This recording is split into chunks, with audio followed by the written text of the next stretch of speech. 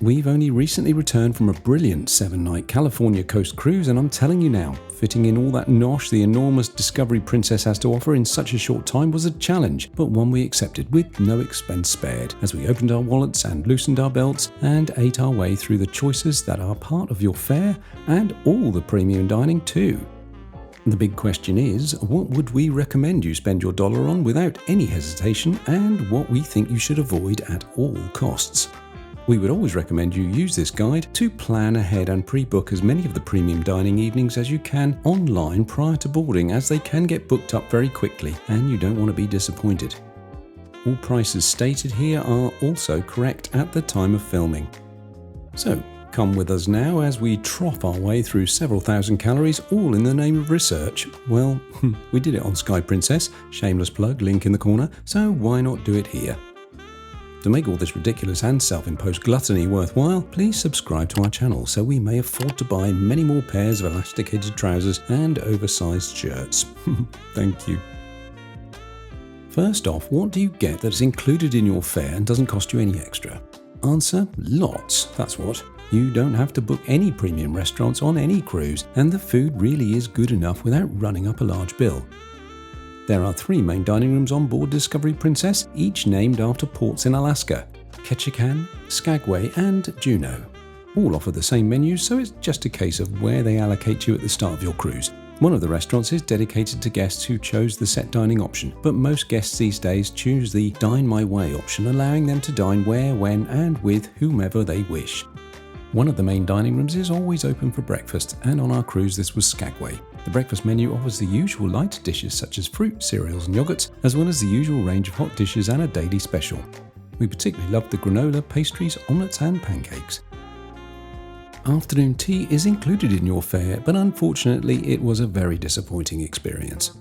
Afternoon tea is incredibly popular, with a queue forming outside the dining room at least half an hour before the doors open. Whilst the ridiculous popularity might account for the rather grumpy and rushed service we experienced from the white-gloved waiters, there were also issues with the food and beverages on offer. Our tea was served with no milk and there was no option to have coffee, not that we saw anyway. And the sandwiches and cakes the waiting staff brought round were disappointing. In fact, the scones were almost inedible, being overcooked, as dense as a diamond, very dry, and we could swear there was no sugar in them at all. Bland, tasteless and slightly bitter. Sorry. Since we were on the 3rd ever sailing in this new ship, we hope this was just a bump in the road, especially given the high standard of afternoon tea we've experienced elsewhere on the ship, and in our previous experience of afternoon tea on other Princess cruise ships. In our opinion on this occasion though, regrettably, it's one to avoid. We ate in the main dining room on 2 of our evenings on board, and both of them in Ketchikan. We really liked Ketchikan, especially when we were allocated the lovely little window table in a small annex room off to the side of the restaurant. As previously mentioned, the menus in the main dining rooms are the same in all 3, are quite extensive and have plenty of vegetarian options. We chose to eat in Ketchikan on the gala dinner evening, mainly for the delicious beef Wellington and decadent Chocolate Journey's chocolate pistachio dome.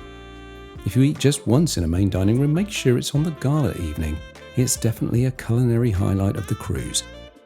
Speaking of culinary highlights, Ketchikan also is the location for the Chef's Table Lumiere, which is located in the centre of the restaurant towards the rear, near to the galley. Due to the continuing COVID restrictions, the Chef's Table Lumiere wasn't fully available, but you can see our full experience of this fabulous evening on our Sky Princess dining guide. We can only assume it was the same or very similar on Discovery Princess. Gigi's Pizzeria is the newly named pizza restaurant on board Discovery Princess, open from late morning until late evening, offering complimentary dining throughout the day. Although it has a new name, the pizzeria itself is much the same as the dearly beloved Alfredo's, enjoyed on many a Princess ship. Located on Deck 7 of the Piazza with a small promenade deck for alfresco dining, the menu is similar to what we remember on the other Princess ships, and the quality of the freshly made and baked pizzas is as good as we remember them. The World Fresh Marketplace is the buffet restaurant located on Deck 16, incorporating the usual buffet-style serving stations, a pastry shop and a coffee bar. It opens very early in the morning, serving breakfast, lunch, afternoon tea, dinner and late-night snacks. The food on offer features the usual cruise ship buffet offerings, with the serving areas cleverly designed in such a way as to minimise overcrowding and queuing. even though we still sometimes get lost with the various serving stations set out across what seems to be quite a large labyrinth of food aisles and sections. There is plenty of seating options with smaller tables, cafe bar style seating, and some larger tables to enable larger family groups to sit together. With self-service drink stations at each end of the seating areas and bar crew available to take orders for drinks from the bar. In the evening, the World Fresh Marketplace will often feature themed menus, including our firm favourite on any cruise, an Indian buffet. As always, we have a couple of enduring problems with the World Fresh Marketplace. Finding a free table when it's really busy, and I'd avoid the hour before excursions are due to leave if I was you, and something we might all suffer from when on a cruise: overeating. Just remember, when enjoying that fourth pastry, just because you can, the next meal is only a couple of hours away. There are 3 included informal food outlets, all al fresco, located at the front of the main pool on deck 16, Salty Dog Grill, Slice and Swirls. All are perfect for grabbing a bite to eat whilst enjoying the fine weather on the open decks, or a late night snack while watching one of the movies under the stars. Lunch at Salty Dog Grill includes street food type options like tacos, burgers, loaded fries and hot dogs. Slice offers large slices of 3 different pizza options, including one daily special. At the other end of the pool is Swirls, the soft-serve ice cream bar, which is open at the same time as Salty Dog Grill and Slice and is also included in your fare. Who doesn't love free, unlimited ice cream, hey? We absolutely love the International Cafe, the 24/7 eatery, which is located on deck 5 in the heart of the piazza, serving snacks, light meals and hot drinks. The food changes throughout the day, offering light breakfasts, small plate lunches and evening sweet treats, which are all included in your fare. There is, however, an extra charge for the teas and coffees here, and the most convenient way of administering this is to purchase a drinks or coffee package. International Cafe is one of our favourite places to eat breakfast and lunch, being a lot less hectic than the World Fresh Marketplace buffet and offering something lighter and slightly different from the norm. For breakfast, there is always a choice of delicious pastries and savoury options like avocado on rye bread, filled croissants and muffins, and at lunchtime there are a variety of delicious sandwiches on offer, as well as salads, mini quiches and pies, and a range of delicious cakes, cookies and decadent desserts. Princess offers 24-hour room service with a wide range of food options available. These can be ordered on demand by calling room service from your suite's telephone, through the television or on the Medallion app. Most of the dishes on offer are included in your fare, although there are extra cost specialty dishes, with the Medallion app even offering the option to order dishes from some of the specialty restaurants at an additional cost. For those guests that would like to indulge in something extra special or are celebrating a special occasion, we would recommend the Ultimate Balcony Breakfast. Although we didn't have this on Discovery Princess, we have experienced it on Sky Princess, and at $45 for 2 people, it's good value for money.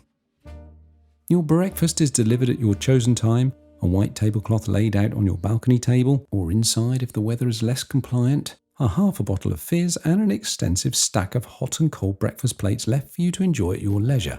In fact, there was so much food we enjoyed it over the course of the day. Now, we've shown you what options to have without running up that room account, but if you fancy something a bit more indulgent, Princess offer a variety of venues that will satisfy most tastes and preferences for an additional charge, so let's take a look at those now. If the complimentary soft scoop ice cream of Swirls doesn't meet your gelato needs, the additional cost gelato bar on deck 5 opposite the International Cafe definitely will. The homemade gelato is good value at $1.50 a scoop, and it is served up with such care and attention to the various toppings and sauces that can be added to the various flavours of gelato, making the whole experience almost theatrical and decidedly delicious. How delicious? Well, the gelato shops on Discovery, Enchanted and Sky Princess have been designated as Ospitalità Italiana by the Italian Chamber of Commerce and are the first and only locations to offer an authentic Italian gelato experience outside of Italy, and therefore are the first of all the cruise lines to receive this prestigious designation. Just don't call it ice cream. Let's stay in Italy because it's not just gelato that's authentically Italian on board Discovery Princess. Sabatini's is a specialty restaurant and is located on deck 5 opposite the guest services desk, similar to Sky and Enchanted Princess. It has a reasonably priced cover charge of $25 per person. Open from 5:30 to 9:30 every evening, serving delicious Italian cuisine, it is also the breakfast venue for suite and elite Captain Circle guests. The menu offers authentic Italian dishes, including homemade pasta, which, along with the assiette of desserts, are always the stars of the show for us. For our dinner on Discovery Princess, we started with the small amuse-bouche plate of bread, parma ham and a tangy tomato sauce, moving on to starters of lamb skewers and lamb tortellini. Since I had started with the pasta, I chose the chicken parmesan on a bed of creamy mash for my entree, while Helen succumbed to the pasta, choosing the delicious spaghetti carbonara. For desserts, I, being a hopeless chocoholic, chose the chocolate bomb, which is like an enormous Ferrero Rocher, while Helen went for the ever-popular assiette of desserts with small, and probably not more sensible, portions of the chocolate bomb, Zabaglione, tiramisu and vanilla panna cotta. For $25, we'd totally recommend this for lovers of Italian food or simply as a good upscale evening out. Let's leave Italy now and cross the border to its neighbour France. Bistro Silamer's situation in the main atrium makes it the perfect venue to enjoy the evening's entertainment in the piazza whilst enjoying the French bistro-style menu designed by Michelin star chef Emmanuel Renaud. Of all the restaurants we ate in during our week on Discovery Princess, this was the least rushed, with a good amount of time between each course, which is something we appreciate. We started with the amuse-bouche offered to all diners of polenta chips and goat's cheese olives.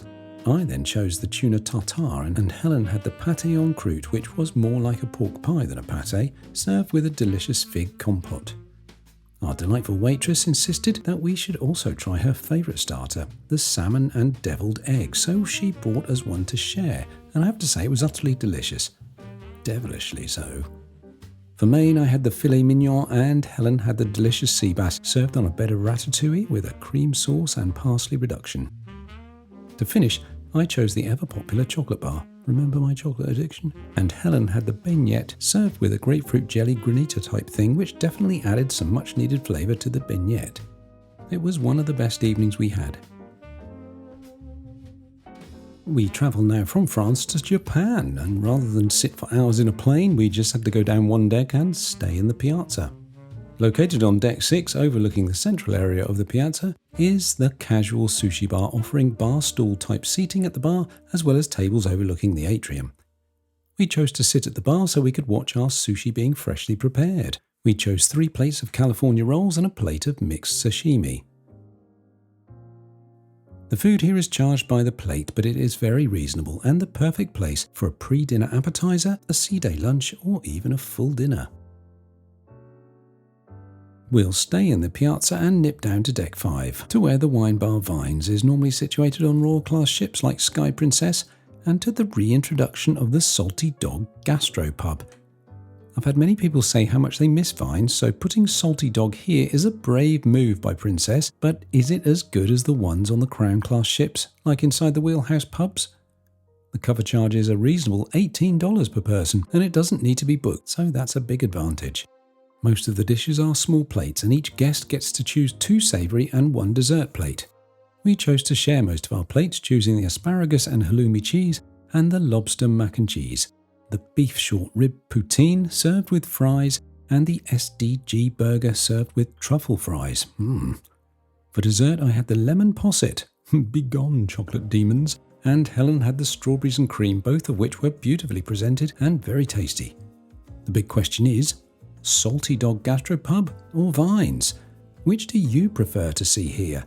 Leave us a comment because we're very interested. Me, I prefer Salty Dog, but Helen likes Vines. Oh well, marriage is not all harmony, you know. There's only one place you can eat that isn't really a venue at all, but comes with its very own exclusive menu, which is only available to an exclusive few guests who don't have to pay for it because they've already paid for something else.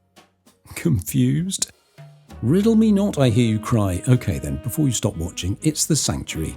Though technically the Sanctuary isn't a dining venue, it warrants including in this guide because of the delicious food served up here if you opt to spend a day or a half day in this additional cost adult-only top deck retreat. Once there, the food on offer is included. The Sanctuary has an all-day menu of snacks and a range of bento box type salads made up of chicken, salmon, tuna or hummus, and if you've noticed, leans towards the healthier side of the cuisine spectrum. Want something a bit naughtier? The crew will also bring you something from Salty Dog Grill or Slice. If, like us, you aren't impressed with the afternoon tea offered in the main dining room, you're in for a treat.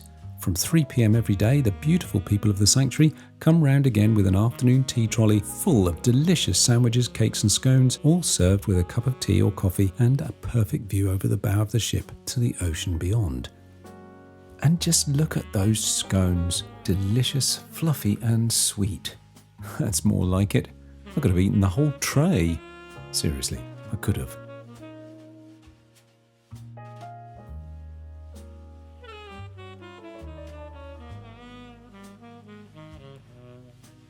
The Crown Grill is one of Princess Cruises' evergreen venues and popular with many of its regular guests.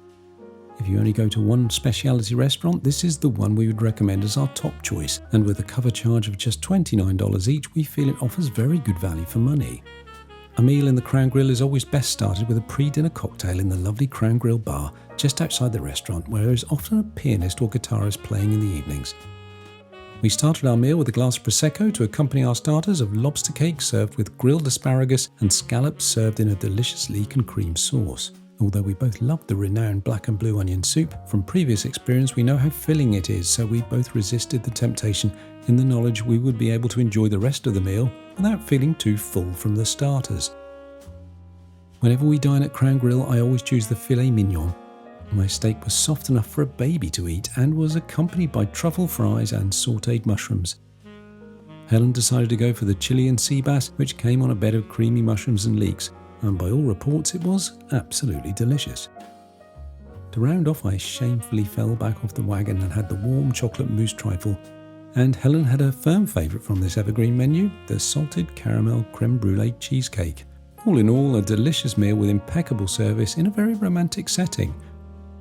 We would like to thank you for making it this far, and please consider subscribing, giving this little guide a thumbs up, and please leave us a comment. What's your favourite venue? And if it's your first time, what are you most looking forward to? Want some more? Then please give these a look next. Thank you.